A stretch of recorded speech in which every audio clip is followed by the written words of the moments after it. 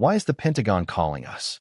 Officer Ryan Grant's voice cracked through the freezing midnight air as red and blue lights painted the empty highway in violent flashes across the wet asphalt. Nobody answered him. Nobody moved. 20 feet away, a black woman lay motionless beside a dark, gray SUV, rainwater sliding across the pavement beneath her like thin streams of mercury under the patrol lights. Her gray hoodie was soaked through, clinging to her shoulders as cold wind swept across Interstate 85 outside Birmingham, Alabama. Officer Tyler Reed stood frozen near the driver's side door, one trembling hand still gripping the flashlight, hanging uselessly at his side. The sharp smell of rain and overheated engine oil lingered in the air, while the police radio hissed with broken static from inside the cruiser. Then the phone rang again. Loud, aggressive, relentless. Grant looked down at the screen mounted inside the patrol vehicle and felt his stomach twist hard. United States Department of Defense. The words glowed against the darkness like something unreal. Tyler swallowed hard. This has to be some kind of mistake. But even as he said it, another call crashed through the system. U.S. Army Cyber Command. Then another. Pentagon Operations Center. The dispatcher's voice suddenly exploded through the radio speaker. Unit 14, answer immediately. We are receiving federal priority override requests tied to your traffic stop. Repeat, federal override requests. Neither officer touched the radio. Their eyes remained locked on the woman near the SUV. 1 minute earlier, everything had felt simple. Routine. Another late-night stop on a deserted stretch of highway. Another suspicious vehicle drifting slightly over the line just after midnight. Another black driver traveling alone through a wealthy county where people like Amara Wilson always drew extra attention whether anyone admitted it or not. At first, she had seemed calm. Too calm. That was what bothered Grant the most now. When he had approached the vehicle, flashlight cutting across the windshield, she hadn't argued, hadn't panicked, hadn't reached for excuses. She simply lowered the window halfway and looked directly at him with steady dark eyes that never once showed fear. License and registration, Grant demanded earlier, his voice already edged with suspicion. Amara handed them over carefully. Ma'am, where are you headed tonight? Virginia. That's a long drive. Yes, sir. Her tone stayed level, controlled, professional. That only irritated him more. People who had nothing to hide usually stumbled under pressure. They apologized too much, explained too much. But Amara Wilson barely blinked beneath the flashing lights. Then Tyler noticed the metal case in the back seat. Matte black. Military grade. Heavy locking mechanism. No labels. No visible manufacturer. Grant immediately stepped back from the window. What's inside the case? A pause. Just long enough to make both officers tense. Rain tapped softly against the roof of the SUV while 18-wheelers roared faintly somewhere beyond the darkness. Sensitive equipment, Amara answered quietly. Do not open it. Grant's expression hardened instantly. Step out of the vehicle. Amara hesitated for the first time all night. Not out of fear. Something else. Calculation maybe. Concern. Officer, she said carefully. You need to contact federal operations before touching that case. Tyler remembered the exact moment everything shifted. Grant's jaw tightened. The atmosphere changed. The stop stopped feeling procedural and started feeling personal. A black woman alone on a dark highway telling armed white officers what they could and could not touch. Grant stepped closer to the SUV. Are you threatening us? No, sir. Her voice remained calm even then. I'm trying to prevent a situation you don't understand. Those words now echoed inside Tyler Reed's skull like a siren he couldn't shut off. Prevent a situation you don't understand. Another call rang through the patrol system. Then another. Then another. The dashboard screen flashed so violently with incoming federal alerts that the entire interior of the cruiser pulsed white against the rain-soaked night. And standing there beside the highway with cold rain dripping from his fingertips, Tyler Reed realized something horrifying. Whatever had just happened out here on Interstate 85 was suddenly much bigger than 2 cops and a routine traffic stop. 37 minutes earlier, the highway had been almost peaceful. Rain drifted lightly across the windshield of the gray SUV while old jazz played softly through the speakers at barely audible volume. Amara Wilson drove with both hands steady on the wheel, eyes fixed on the dark ribbon of Interstate 85 stretching north through Alabama. The digital clock on the dashboard read 11:18 p.m. She had been awake nearly 20 hours, yet nothing about her face showed exhaustion. Her posture stayed upright, disciplined, controlled. The black metal case resting in the back seat reflected faint flashes of passing headlights every few seconds like a silent heartbeat following her through the storm. Amara glanced at it twice during the drive, not out of fear, but responsibility. The combination locks remained sealed exactly as instructed. Beside the case sat a plain canvas duffel bag containing 2 changes of clothes, bottled water, a military notebook with worn corners, and an old framed photograph wrapped carefully inside a sweater. At a quick glance, the picture looked ordinary. For soldiers standing in desert camouflage beneath a brutal Middle Eastern sun. But Amara always carried it face down. She never liked looking at it for long. Too many ghosts lived inside that frame. A voice suddenly crackled through the SUV speakers. "Amara, confirm your location." She pressed a small button beneath the steering wheel. "Crossing Jefferson County now. Estimated arrival. 6 hours if weather holds." A short pause followed. "Understood. Do not stop unless absolutely necessary." "Copy that." The line disconnected immediately. No goodbye, no wasted words. Amara adjusted her grip on the wheel while rain streaked silver across the glass beneath the headlights. She had spent most of her adult life around voices like that. Calm under pressure. Efficient. Emotion hidden behind procedure. Some habits never left you after years working beside military operations teams, even if your name never appeared in newspapers or medal ceremonies. Outside, Alabama farmland rolled endlessly through. Darkness. Gas stations appeared every 20 miles or so like lonely islands of fluorescent light floating in the rain. Amara ignored most of them. She wanted distance. Forward motion. One more state crossed before sunrise. Her phone buzzed quietly in the center console. MOM. Amara's expression softened for the first time all night. She answered through the vehicle speaker system. "You are still driving?" her mother asked immediately. "Yes, ma'am." Amara Denise Wilson. "It is almost midnight." A faint smile touched her lips. "I noticed. You should have stayed in Atlanta until morning." "Could not."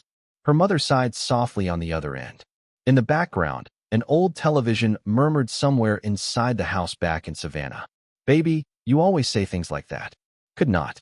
Must not. Should not. One day you are going to explain what exactly it is you do." Amara stared ahead at the highway lines glistening beneath rainwater. "I work with computers."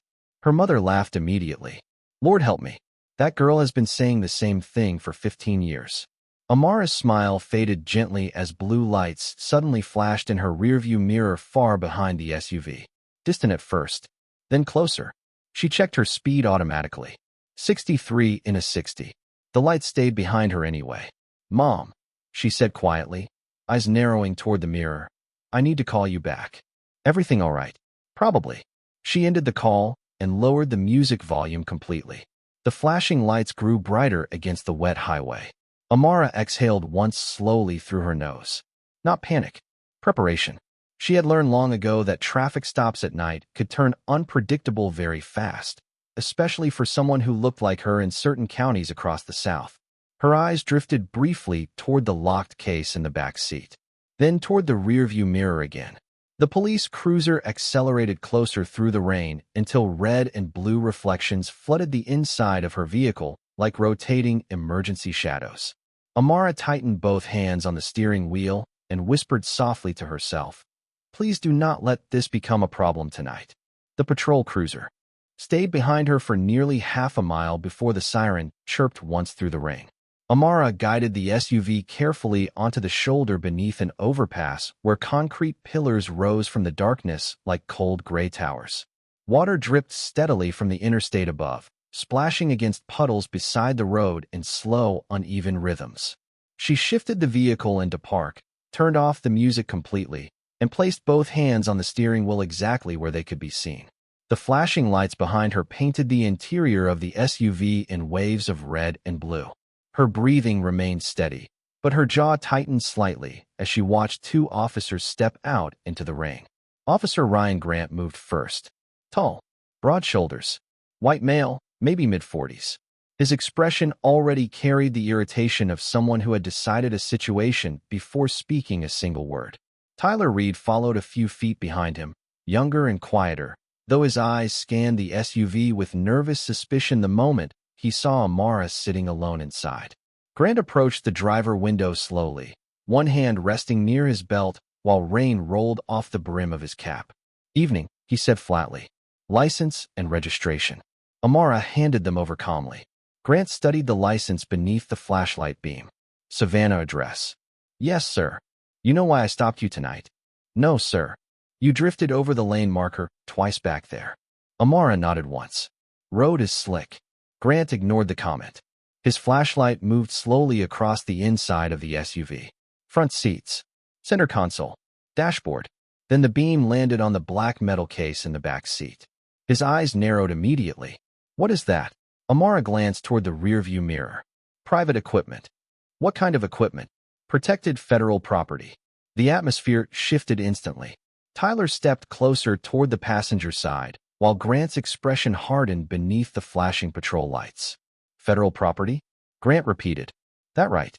"Yes, sir." Rainwater rolled down the side mirror while 18-wheelers thundered past on the interstate above them. Amara kept her voice even. Respectful. Measured. Years of working around armed personnel had taught her exactly how quickly tension could escalate once authority felt challenged. Grant shined the flashlight directly toward the back seat again. "Open the vehicle." "Officer," Amara answered carefully. "There are procedures tied to that case." "I did not ask for procedures." His voice sharpened now. "I asked you to step out of the vehicle." Tyler moved to the passenger side window and tried peering through the tinted rear glass. "Looks military," he muttered. Grant glanced back toward him briefly before looking at Amara again. "You in the military?" "No, sir." "Then why are you transporting military equipment at midnight through Alabama?" Amara paused for half a second. Not because she lacked an answer. Because she understood no answer she gave would satisfy the direction this stop was already heading. Grant saw the hesitation and leaned slightly closer toward the window. "That is what I thought." The rain intensified suddenly, hammering against the roof of the SUV hard enough to drown the distant traffic noise for a moment. Amara reached slowly toward the inside pocket of her hoodie. Both officers stiffened immediately. "Easy," Grant snapped. "What are you reaching for?" "Identification authorization." "Keep your hands where I can see them." Amara froze instantly and returned both hands to the steering wheel. Tyler exchanged a quick glance with Grant. Something unspoken passed between them. Suspicion mixed with ego. The kind of tension Amara had seen too many times before in rooms where people decided danger based on skin before facts ever entered the conversation. Grant stepped back from the window. "Step out of the vehicle now." Amara exhaled slowly and opened the door carefully. Cold rain soaked through her hoodie almost immediately as she stood beside the SUV under the spinning emergency lights.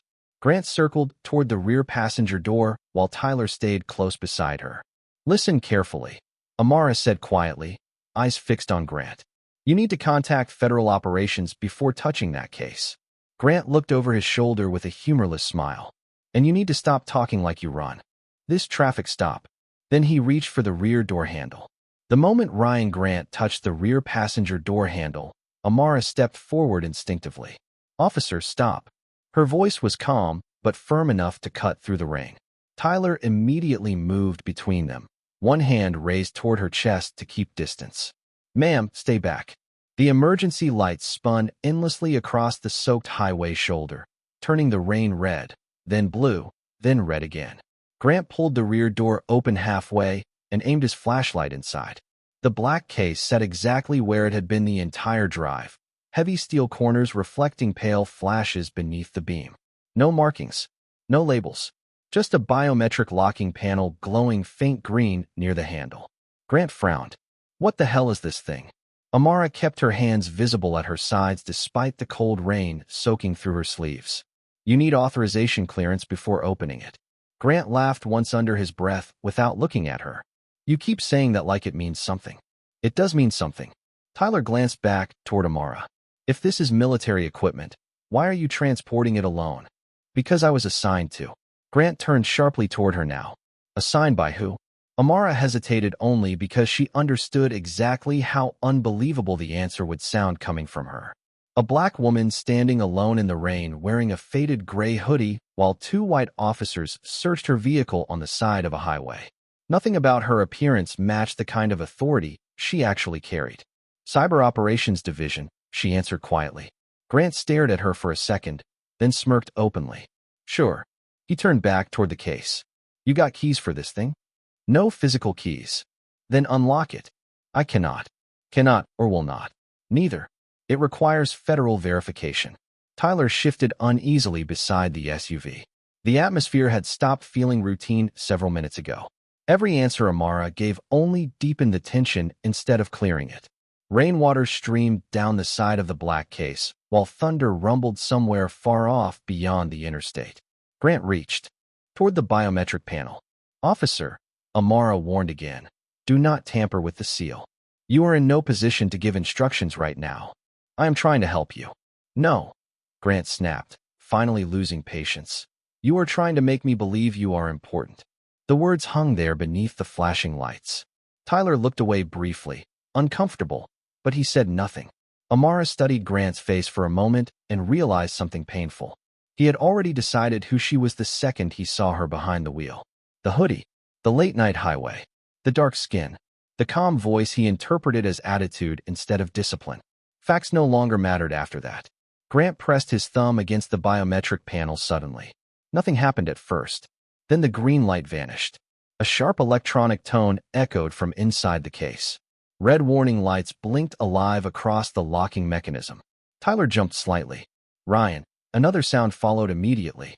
Soft at first, then louder. A rapid pulsing alert from somewhere inside the metal container. Amara's expression changed for the first time all night. Not fear for herself. Fear for what came next. You just triggered the security protocol. Grant stepped back from the case. What protocol? Federal tracking. The pulsing red light reflected across all three faces while rain hammered harder against the interstate shoulder. Tyler stared at the case now like it might explode.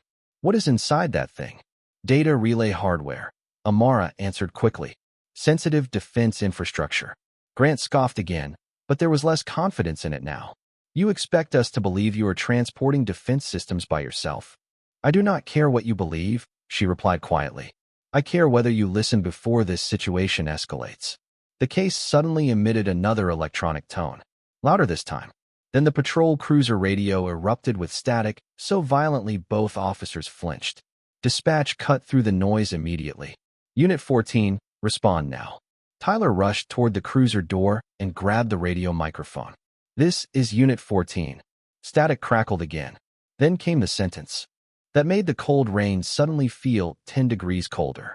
Federal Operations is requesting immediate status verification regarding a secured transport breach. Tyler slowly turned toward Amara standing beside the SUV under the flashing lights. And for the first time since the stop began, neither officer looked at her like an ordinary driver anymore. Tyler's fingers tightened around the radio microphone as dispatch continued speaking through bursts of static. Unit 14, Federal Command, is demanding immediate confirmation of transport status. Repeat, immediate confirmation. Rain pounded against the cruiser windshield hard enough to blur the flashing lights into streaks of red and blue across the highway shoulder. Tyler looked back toward Ryan Grant, but for the first time all night, Grant did not seem sure of himself. The confidence that had filled his posture minutes earlier had begun to crack around the edges. He stared at the blinking red light on the black case, while water dripped steadily from his jacket sleeves onto the pavement below. Tell them we are conducting a lawful stop, Grant muttered. Tyler swallowed hard before raising the microphone again. Dispatch, this is Unit 14. We have an unidentified secured case tied to a traffic stop. Stand by. A different voice suddenly cut into the line. Male. Sharp. Controlled. Military. This is Colonel David Mercer with United States Army Cyber Operations. Which officer accessed the case? Tyler froze. Grant stepped toward the cruiser immediately and grabbed the radio from his hand. This is Officer Grant with Jefferson County Police Department. We conducted a standard traffic stop involving suspicious activity. Silence followed for 2 seconds. Then the colonel's voice returned colder than before. Did you breach the security lock? Grant glanced toward the blinking case. The driver refused to cooperate. Answer the question, officer. The rain seemed louder suddenly. Even the interstate traffic above them felt distant now beneath the crushing weight of the voice coming through that speaker. Grant cleared his throat. Yes. Another pause. Longer this time. Then came the sentence that drained all remaining color from Tyler Reed's face. You have interfered with an active federal transport under Department of Defense authority. Tyler slowly looked toward Amara standing beside the SUV in soaked gray clothes, arms folded tightly against the cold. She had not raised her voice once, had not argued, had not insulted them. She simply stood there in the rain while the entire situation spiraled around her. Grant forced a laugh that sounded thinner than before. Look, nobody identified themselves properly here. The operative did identify the situation, Colonel Mercer replied immediately. Multiple times. Grant opened his mouth, but no words came out. Because deep down, he knew it was true. Amara had warned them from the very beginning. Tyler remembered every sentence clearly now. Please contact Federal Operations. Do not tamper with the seal. I am trying to help you. The realization sat heavy in his stomach like wet concrete. Grant turned toward Amara sharply. Why did you not show credentials immediately? Amara looked at him quietly through rain dripping from her braids. You never asked who I was. You only decided what I was. The words hit harder than the cold wind sweeping beneath the overpass. Tyler looked down instantly. Grant's jaw tightened, but he could not deny it.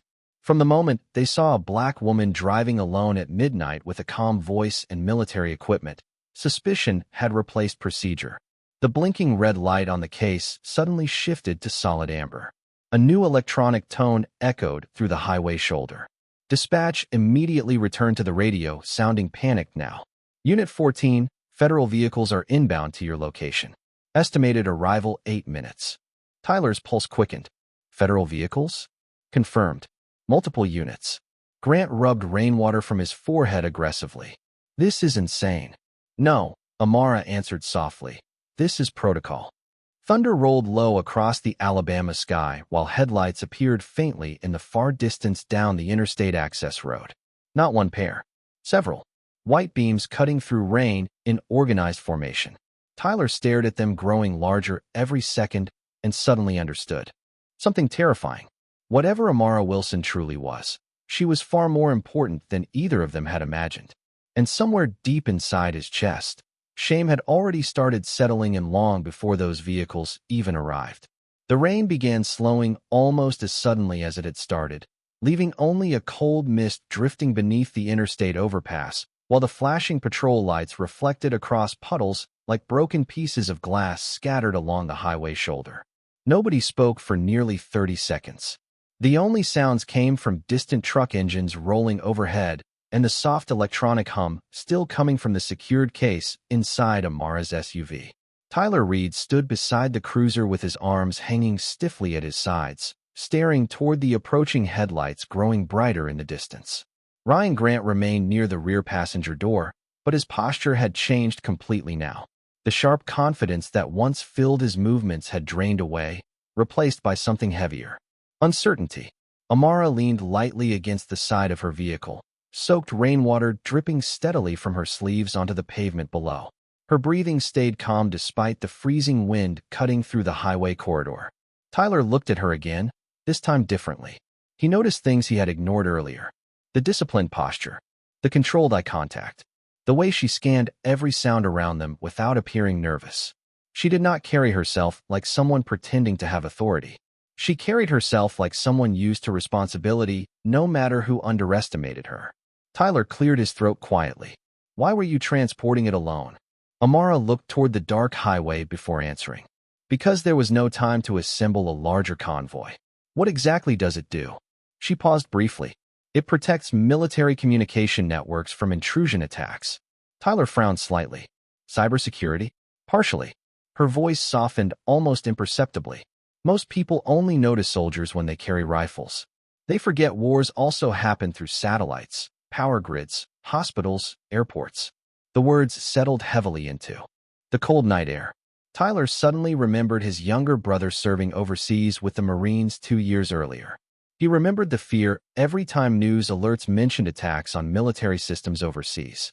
All this time, he had imagined defense looked only like uniforms and weapons. Not a black woman driving alone through Alabama rain with a locked steel case in the back seat. Grant finally spoke again, quieter than before. You could have identified yourself immediately. Amara turned toward him slowly. Would it have mattered? Grant opened his mouth, then stopped. Because he knew the answer. Tyler knew it too. The stop had changed tone long before the federal calls arrived. The assumptions came first. Everything else followed afterward. A cold gust swept beneath the overpass, rattling loose rainwater from the concrete above them. Amara rubbed warmth back into her hands slowly. Tyler noticed faint scars across her knuckles. Not dramatic. Old. Faded by time. The kind earned through years of difficult work. You military before? Tyler asked carefully. Amara nodded once. Army intelligence support.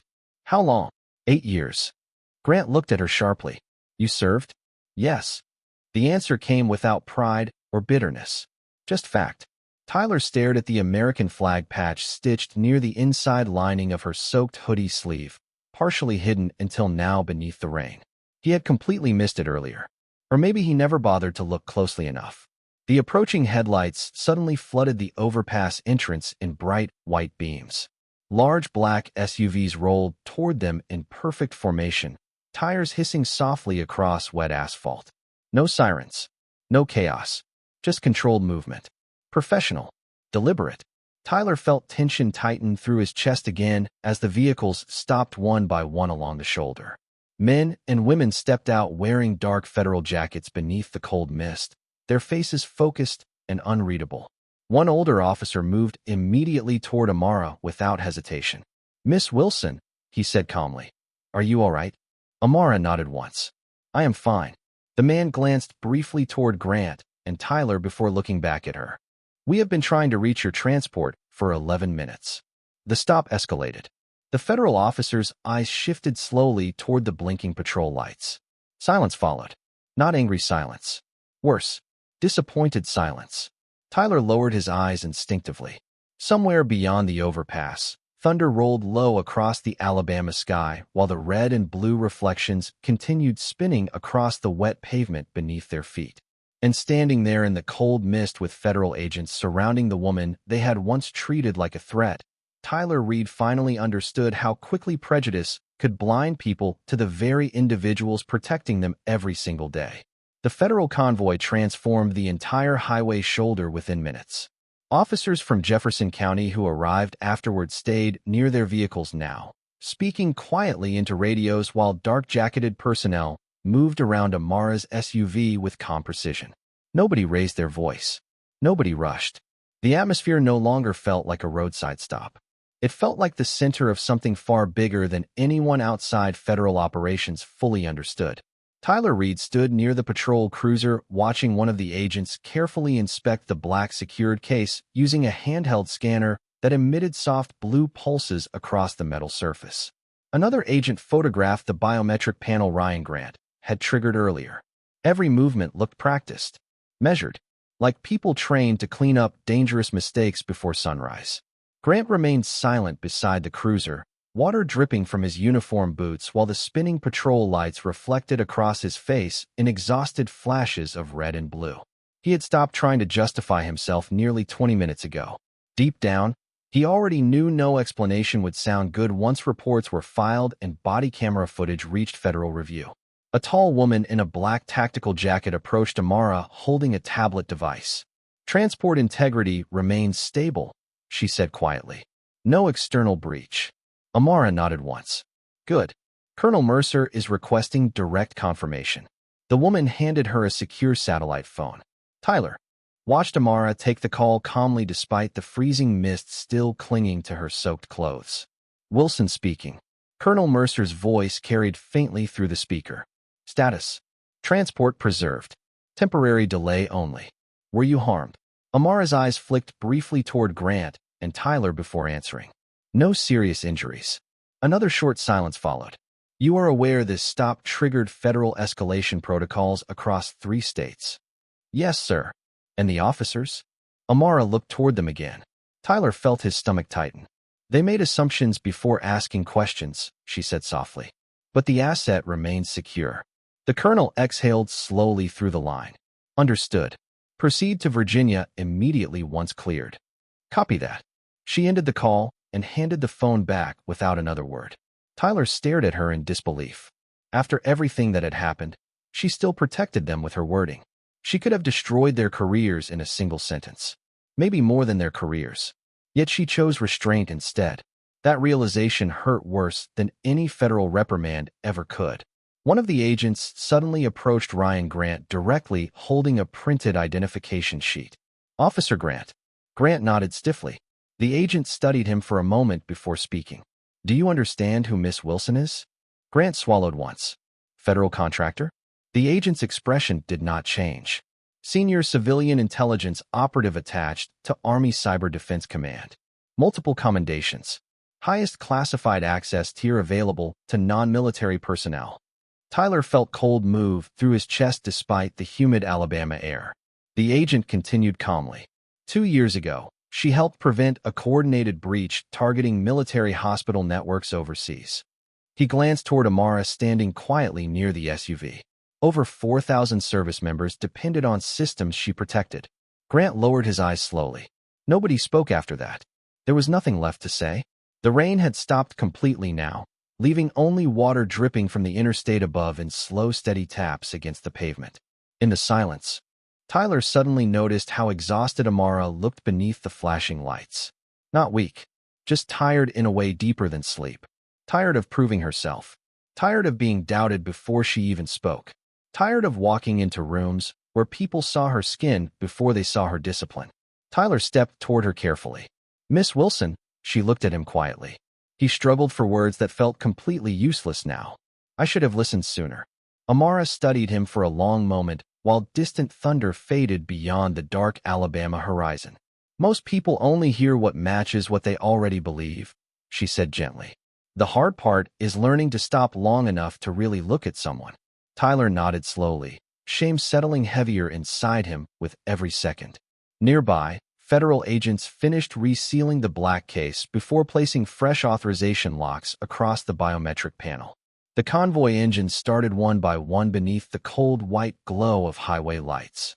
And standing there beside her vehicle while the last drops of rain slid from the overpass above them, Amara Wilson looked less like someone rescued by federal authorities and more like someone who had quietly carried the weight of protecting strangers who would never fully understand her sacrifice.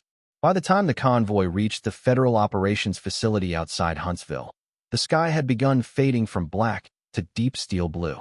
Dawn crept slowly across northern Alabama, cold light reflecting against the massive glass windows of the secured compound, while armed personnel moved through the parking structure with quiet efficiency. Amara stepped out of the SUV stiffly, exhaustion pulling at her shoulders after the endless night. One of the agents immediately approached holding a dry coat and a cup of coffee. Dr. Wilson is waiting upstairs, he said softly. Amara nodded once and accepted the coat without complaint. Behind her, Ryan Grant and Tyler Reed stood near the entrance under escort from federal oversight officers. Neither wore handcuffs. Neither spoke. Their patrol uniforms still carried dark rain stains from the highway stop hours earlier, but now they looked painfully out of place inside a building filled with intelligence analysts, military personnel, and silent federal staff moving with purpose through secured hallways. Tyler watched Amara walk ahead through the glass doors while workers inside greeted her with immediate recognition. Morning, Miss Wilson. Glad you made it safely. Operations delayed 22 minutes, but systems remained stable. Nobody questioned whether she belonged there. Nobody looked surprised by her authority. The contrast hit Tyler like a punch to the chest.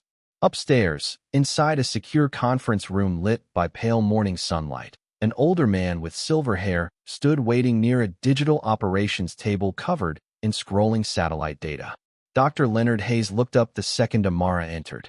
Relief crossed his face immediately. Thank God. Amara managed the faintest smile. Transport is secure. He stepped closer, noticing the exhaustion in her eyes and the dampness still clinging to the edge of her hoodie sleeves. They stopped you. Traffic stop escalated. Dr. Hayes' expression darkened instantly. Were you harmed? No, she answered it quickly on purpose. Before anger could take root. Before blame could spread further. Hayes exhaled slowly and looked toward the two officers standing quietly near the doorway. Silence settled across the room for several long seconds while screens full of military network data glowed softly behind him. Then Hayes asked the question neither officer wanted to hear. Did either of you know the convoy you interrupted tonight was carrying emergency defense infrastructure protecting military hospitals and communications across 3 overseas bases? Neither answered. Tyler lowered his eyes first. Grant stared rigidly at the floor. Hayes studied them quietly. Do you understand how many American service members depended on this operation arriving intact before sunrise? Tyler finally spoke, voice barely above a whisper. No, sir. Hayes nodded once. Not angry, just tired. That is the problem. The room fell silent again except for the faint electronic hum of equipment behind the glass walls. Amara stepped forward before the atmosphere could harden further. Doctor. Hayes. He looked toward her immediately. The system remained secure. No permanent damage occurred. Tyler looked up sharply. Even now, she was protecting them from complete destruction. Hayes noticed it too. His eyes softened slightly as he studied her face. You always do this, he said quietly. What? Carry the weight of everyone else's mistakes like they are your responsibility too. Amara looked away toward the pale sunrise spreading across the compound windows. Most people are better than their worst moment if someone gives them room to be. Tyler felt shame burn through his chest harder than before. Because she had every reason to humiliate them now. Every reason to let federal investigators tear their careers apart piece by piece. Instead, she stood there exhausted after a night of suspicion and disrespect, still choosing restraint over revenge. Hayes slowly folded his arms. Miss Wilson requested that formal disciplinary recommendations remain limited pending investigation. Grant finally looked up in shock. Why? Amara turned toward him calmly. Because destroying people does not fix what caused this. The words landed harder than any punishment could have. Morning light spilled fully through the windows now, washing the room in soft gold while military analysts continued moving quietly beyond the glass walls. Tyler stared at Amara Wilson standing there beneath the rising Alabama sunrise and realized the strongest person in the room had never once needed to raise her voice to prove it. 3 weeks later, the rain was gone from Alabama.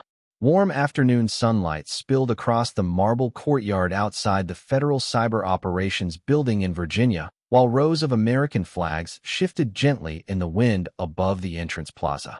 Inside the secured facility, analysts moved quietly between glowing monitors and glass conference rooms, the soft hum of servers filling the air like a distant heartbeat beneath the building. Amara Wilson walked through the corridor carrying a slim folder against her side, her footsteps calm and unhurried across the polished floors. The scar beneath her jaw from years earlier had faded almost completely now, barely visible beneath the soft light pouring through the windows. Around her, people nodded respectfully as she passed. Some greeted her by name. Others simply stepped aside instinctively, recognizing the quiet authority she carried without ever demanding attention from anyone.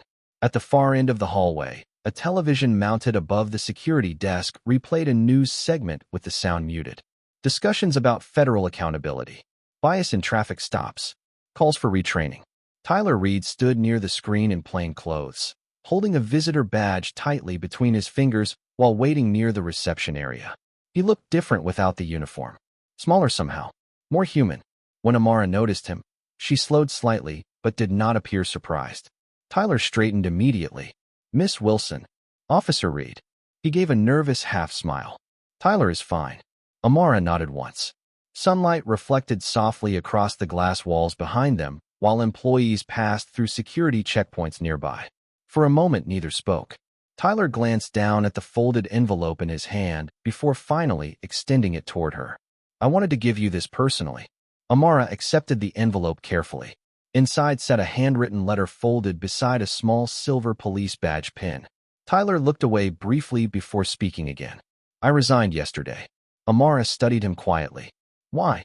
Tyler exhaled slowly. Because I realized I was becoming someone I would not respect if I met him on the street. The honesty in his voice carried no self-pity, no performance, just exhaustion mixed with clarity. Amara folded the letter carefully back into the envelope. What will you do now? Tyler glanced toward the television screen replaying discussions about community policing and accountability. I do not know yet. Then he looked back at her. But I know I cannot keep pretending good intentions erase bad judgment. The corridor fell quiet again except for distant keyboard clicks and the low hum of climate systems moving cool air through the facility. Tyler rubbed his palms together nervously before speaking one last time. You know what bothered me most afterward? Amara waited. Patiently. It was not the federal investigation. He swallowed hard. It was realizing how calm you stayed while we kept treating you like you did not belong. Amara looked through the nearby windows where sunlight shimmered across rows of parked government vehicles outside. You were not really seeing me, she said softly. You were seeing every assumption you were taught before I ever opened my mouth. Tyler lowered his eyes slowly. I am sorry. Amara stood silent for a moment, then nodded gently. Then become someone better than the man who made that stop. The words landed softly, but Tyler felt them settle deep inside his chest. Not punishment. Not revenge. Direction. A second later, an operations alert chimed quietly through the hallway speakers. Staff members moved faster immediately, conversations lowering into focused urgency. Amara glanced toward the secure briefing room, doors opening farther down the corridor. Duty was calling again. She adjusted the folder beneath her arm and began walking toward the operations wing. Tyler stepped aside instinctively to let her pass. As she moved through the bright hallway, several military officers inside the briefing room rose respectfully from their seats the moment she entered. Nobody announced her. Nobody needed to. Tyler watched through the glass as Amara took her place near the center operations table beneath glowing digital maps and streams of encrypted data. Calm, focused, necessary. Outside the windows, the American flags continued shifting softly beneath the afternoon sky, while the woman once doubted on the side of a rainy highway quietly returned to protecting people who would probably never know her name.